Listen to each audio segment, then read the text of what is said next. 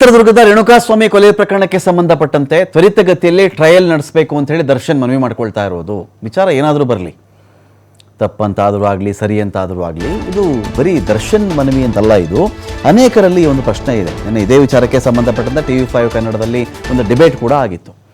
ಸುಮಾರು ಇಲ್ಲಿವರೆಗೂ 5 ಸಾಕ್ಷಿಗಳನ್ನು ಮಾತ್ರ ವಿಚಾರಣೆ ಮಾಡಿರಬೇಕು. 5 ಸಾಕ್ಷಿಗಳು, ರೇಣುಕಾಸ್ವಾಮಿಯವರ ತಾಯಿ ಕೂಡ ಸೇರಿ. ಇದರಲ್ಲೇ ರೇಣುಕಾಸ್ವಾಮಿ ತಾಯಿ ರತ್ನಪ್ರಭಾ ಅವರನ್ನು ಪ್ರತಿವಾದಿ ಸಾಕ್ಷಿಯನ್ನಾಗಿ ಮಾಡಿಕೊಳ್ಳಿ, ರೇಣುಕಾಸ್ವಾಮಿ ಪರವಾಗಿರ್ತಕ್ಕಂಥ ಸಾಕ್ಷಿ ಅಂತ ಕನ್ಸಿಡರ್ ಮಾಡಬೇಡಿ ಅಂತ ಹೇಳಿ SPP ಮನವಿಯನ್ನು ಕೂಡ ಮಾಡಿಕೊಂಡಿದ್ರು. ಆ ಮನವಿಯನ್ನು ತಿರಸ್ಕರಿಸಲಾಗಿದೆ, ಅದು ಬೇರೆ ವಿಚಾರ.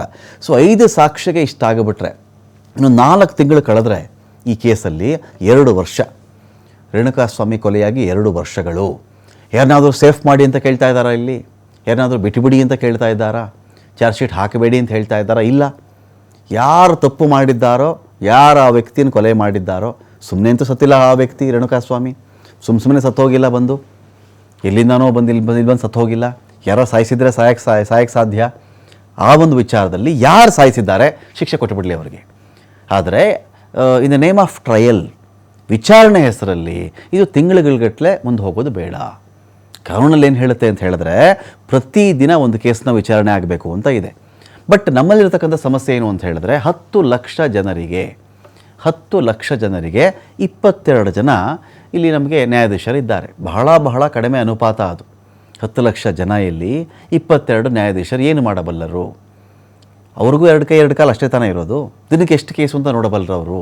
ಸೊ ಹೀಗಿದ್ದಾಗ ಇದೇ ಯುರೋಪಿಯನ್ ಯೂನಿಯನ್ ಅಂತ ನಾವು ಮಾತಾಡ್ತೀವಲ್ವಾ, ಅಲ್ಲಿ 176 ಜನ ನ್ಯಾಯಾಧೀಶರು ಇರ್ತಾರೆ ಇದೇ 10 ಲಕ್ಷ ಜನಕ್ಕೆ. ನಮ್ಮಲ್ಲಿ 22 ಜನ ನ್ಯಾಯಾಧೀಶರಿದ್ದಾರೆ. ಎಷ್ಟು ಕೇಸು ಅಂತ ನೋಡ್ತಾರೆ ಹೇಳಿ? ಎಷ್ಟು ಮರ್ಡರು, ಎಷ್ಟು ವಂಚನೆ, ಎಷ್ಟು ರೇಪು, ಎಷ್ಟು ಮೋಸ ಮಾಡಿರ್ತಕ್ಕಂಥ ಕೇಸ್ಗಳು, ಎಷ್ಟು ಬೇರೆ ರೀತಿಯಲ್ಲಿ ವ್ಯಾಜ್ಯಗಳು ಎಲ್ಲ ಬರ್ತಾವಲ್ವ. ಅವರು ಅದೆಲ್ಲವನ್ನು ವಿಚಾರಣೆ ಮಾಡ್ಕೊಂಡು ಕೂತ್ಕೋಬೇಕಲ್ವಾ. ಸೊ ಹೀಗಾದಾಗ ಇದು ನಡೆಯೋದು ಯಾವಾಗ? 232 231 ಸಾಕ್ಷ್ಯಗಳಿದೆ ಈ ಕೇಸಲ್ಲಿ. ಅದರಲ್ಲಿ 11 ಮಾನವ ಸಾಕ್ಷಿಗಳು, ಉಳಿದಿದ್ದೆಲ್ಲ ಡಿಜಿಟಲ್ ಎವಿಡೆನ್ಸ್ಗಳು, ಡಿಜಿಟಲ್ಲು, ಫಾರೆನ್ಸಿಕ್ಕು, ಪೋಸ್ಟ್ಮಾರ್ಟಮ್ ರಿಪೋರ್ಟು, ಆನಂತರದಲ್ಲಿ ಟವರ್ ಡಂಪ್ ಆಗಿರೋದು, ಕಾಲ್ ಡೀಟೇಲ್ ರೆಕಾರ್ಡ್ಸು, ಇವೆಲ್ಲ ಬರ್ತಾವೆ ಒಂದು ಕಡೆ. ಸೊ ಎಲ್ಲವನ್ನೂ ವಿಚಾರಣೆ ಮಾಡ್ಕೊಂಡು ಹೋದಾಗ ವಿಚಾರಣೆ ಮುಗಿಯೋಕ್ಕೆ 4-5 ವರ್ಷ 6-7 ವರ್ಷ ಆಗಿಬಿಟ್ರೆ ಗತಿ ಏನು? ಮೂರವರು ಇವರು ಯಾರಿಗೂ ಬೇಲ್ ಸಿಕ್ಕಿಲ್ಲ, ಇಲ್ಲಿ ಬೇಲ್ ಸಿಕ್ಕಿಲ್ಲ. ಅನೇಕರು ಏನು ಮಾಡಿಬಿಡ್ತಾರೆ ಇಂಥ ಕೇಸ್ಗಳಲ್ಲಿ, ಬೇಲ್ ಸಿಕ್ಕಿರುತ್ತೆ, ಆಚೆ ಇರ್ತಾರೆ ಅವರು. ವಿಚಾರಣೆ ದಿನ ಇದ್ದಾಗ ತಿಂಗಳಿಗೋ 2 ತಿಂಗಳಿಗೋ ಇದ್ದಾಗ ಬರ್ತಾರೆ ಹೋಗ್ತಾರೆ. ಬಟ್ ದರ್ಶನ್ ಕೇಸಲ್ಲಿ ಆಗಿರೋದೇನು, ಸುಪ್ರೀಂ ಕೋರ್ಟ್ನ ಸ್ಟ್ರಾಂಗ್ ಗೈಡೆನ್ಸ್ನ ಅಧೀನದಲ್ಲಿ ಅಂತ ನೋಡಿದ್ರೆ ಇವರು ಬೇಲ್ ಕೊಡಬಾರ್ದು, ಪ್ರೈಮಾ ಫೆಸಿನೇ ಇದು ತುಂಬ ಕ್ರೂರ ಕೃತ್ಯ ಅಂತ ಅನಿಸ್ತಾ ಇದೆ, ಇವರು ಬೇಲ್ ಕೊಡಬಾರ್ದು ಅಂತ ಹೇಳಿರೋದು. ಹಾಗಾಗಿ ಇವ್ರಿಗೆ ಬೇಲ್ ಇಲ್ಲ. ಈ ಕಾರಣಕ್ಕೆ ಏನಾಗಿದೆ, ದರ್ಶನ್ ಮನವಿ ಮಾಡ್ಕೊಳ್ತಾ ಇರೋದು ತ್ವರಿತಗತಿಯಲ್ಲಿ ವಿಚಾರಣೆ ಮಾಡಿ ಮುಗಿಸಿ. ರೇಣುಕಾಸ್ವಾಮಿ ಕೊಲೆ ಕೇಸ್ನ 2ನೇ ಆರೋಪಿ ದರ್ಶನ್ ಇಲ್ಲಿ ಡೇ ಟು ಡೇ ಬೇಸಿಸ್ ಮೇಲೆ ವಿಚಾರಣೆ ಆಗಬೇಕು ಅಂತ ಅರ್ಜಿಯನ್ನು ಹಾಕ್ಕೊಳ್ತಾ ಇರೋದು. CRPC 309 ಅಡಿಯಲ್ಲಿ ಅರ್ಜಿ ಹಾಕ್ಕೊಂಡಿರೋದು ದರ್ಶನ್. ನೆನೆ ಇದೇ CRPC 309 ಬಗ್ಗೆ TV5 ಕನ್ನಡದಲ್ಲಿ ಚರ್ಚೆ ಕೂಡ ಮಾಡಿದ್ವಿ. ಡೇ ಟು ಡೇ ಆಗಬೇಕು ಅಂತಾನೆ ಇರೋದು CRPC 309ಅಲ್ಲಿ. ಪ್ರತಿದಿನ ಇದ್ರ ಬಗ್ಗೆ ವಿಚಾರಣೆ ನಡೀಬೇಕು ಅಂತ. ಎನಿ ಕೇಸು, ಬರೀ ಇದೊಂದು ಕೇಸಲ್ಲ, ಬರೀ ದರ್ಶನ್ ರೇಣುಕಾಸ್ವಾಮಿದು ಅಲ್ಲ, ಪ್ರತಿಯೊಂದು ಕೇಸು ಕೂಡ ಪ್ರತಿದಿನ ಆಗಬೇಕು ಅಂತಲೇ ಇರೋದು. ಬಟ್ ಸೌಲಭ್ಯ, ನ್ಯಾಯಾಧೀಶರ ಲಭ್ಯತೆ, ಕೋರ್ಟ್ಗಳ ಸಮಯ, ಅವರು ಎಲ್ಲರೂ ಮನುಷ್ಯರೇ ಅಲ್ವಾ. ಆ ಕಾರಣಗಳಿಗಾಗಿ ಡೇಟ್ ತೊಗೊಳ್ತಾ ಇರ್ತಾರೆ. 1 ತಿಂಗಳು 1.5 ತಿಂಗಳು ಮುಂದೆ ಹೋದರೆ ಎಷ್ಟು ದಿನ ನಾವು ಜೈಲಲ್ಲಿರಬೇಕು? ಟ್ರಯಲ್ ಮಾಡಿ, ತಪ್ಪು ಮಾಡಿದವ ಶಿಕ್ಷೆ ಕೊಡಿ, ತಪ್ಪು ಮಾಡಿಲ್ವ ಆಚೆ ಬಿಟ್ಟು ಕಳಿಸಿ ನಮ್ಮನ್ನು. ಇದೀಗ ದರ್ಶನ್ ಆರೋಪಿ ಪರ ವಕೀಲರು ಅರ್ಜಿಯನ್ನು ಹಾಕ್ಕೊಂಡಿದ್ದಾರೆ ಕೋರ್ಟ್ಗೆ. ಪ್ರಕರಣದ ವಿಚಾರಣೆನ ಪ್ರತಿದಿನ ಮಾಡಬೇಕು ಅಂತೇಳಿ ಮನವಿಯನ್ನು ಹಾಕ್ಕೊಂಡಿದ್ದಾರೆ. 57ನೇ ಸೆಷನ್ಸ್ ಕೋರ್ಟ್ಗೆ ದರ್ಶನ್ ಪರ ವಕೀಲರು ಅರ್ಜಿಯನ್ನು ಹಾಕಿರೋದು.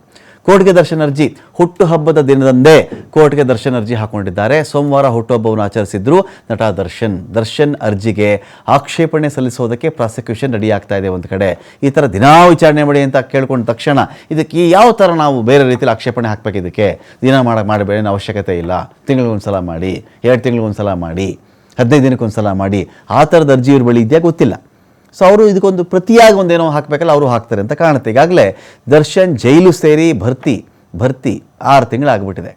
2025 ಆಗಸ್ಟ್ 14ನೇ ತಾರೀಕು ಜಾಮೀನು ರದ್ದಾಗಿ ಜೈಲಿಗೆ ಹೋಗಿರೋದು. 2ನೇ ಸಲ ಜೈಲಿಗೆ ಬಂದಾಗ ನಾವು ಮಾತಾಡ್ತಿರೋದು. ಅದಕ್ಕಿಂತ ಮುಂಚೆದು ಒಂದು ಸ್ವಲ್ಪ ಇದೆ, 3-4 ತಿಂಗಳು ರಿಲೀಫ್ ಇತ್ತೇನೋ ಅಷ್ಟೇ.